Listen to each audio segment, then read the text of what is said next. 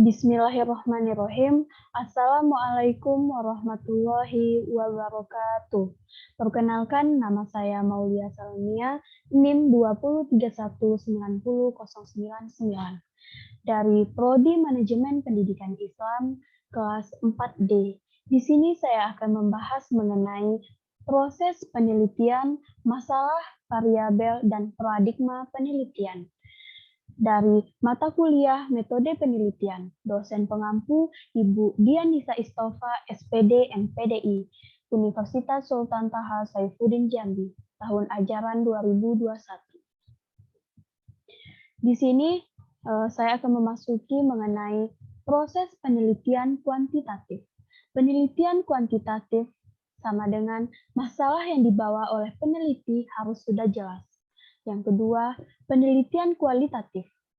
Masalah masih bersifat sementara, akan berkembang setelah peneliti memasuki lapangan.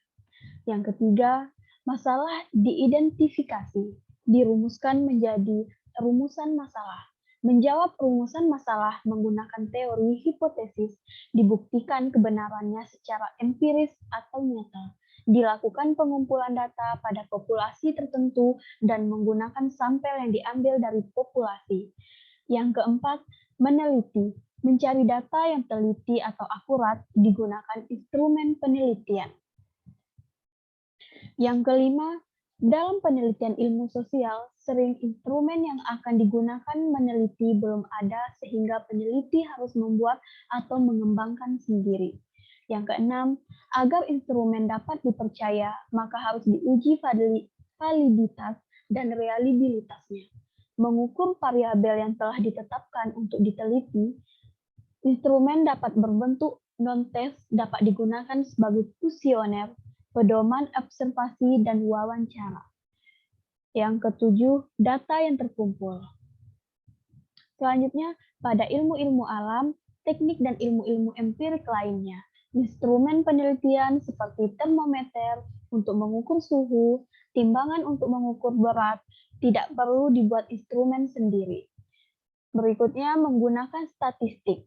Setelah itu, analisis disajikan dan diberikan pembahasan. Berikutnya, penyajian data dapat menggunakan tabel, grafik, garis, grafik batang, dan pitagram. Dan yang terakhir, pembahasan terhadap hasil penelitian merupakan penjelasan yang mendalam dan interpretasi terhadap data-data yang telah disajikan. Pembahasan yang kedua, yaitu mengenai masalah. Ada 4 masalah. Yang pertama, terdapat penyimpangan antara pengalaman dengan kenyataan.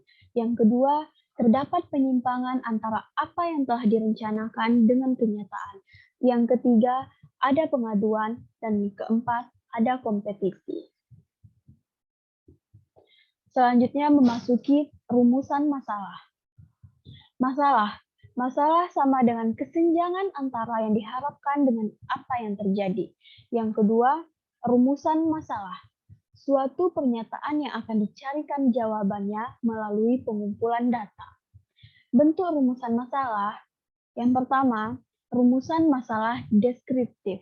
Suatu rumusan masalah yang berkenaan dengan pertanyaan terhadap keberadaan variabel mandiri, baik hanya satu variabel atau lebih, atau variabel yang berdiri sendiri.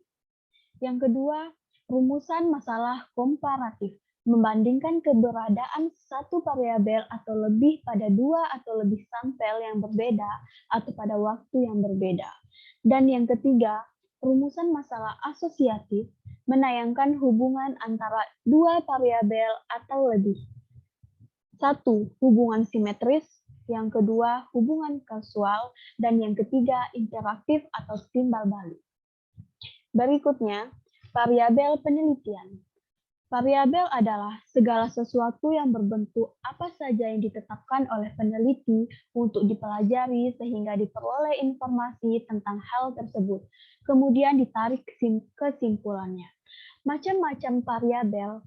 Yang pertama, variabel independen. Yang kedua, variabel dependen.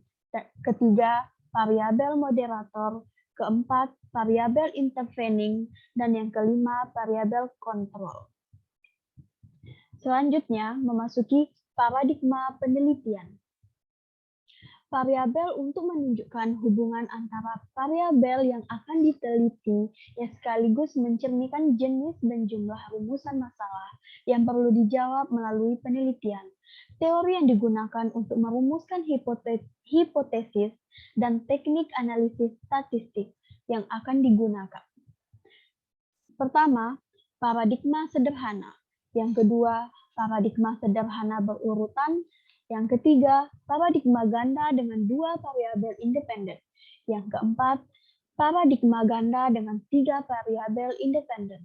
Yang kelima, paradigma ganda dengan dua variabel dependen.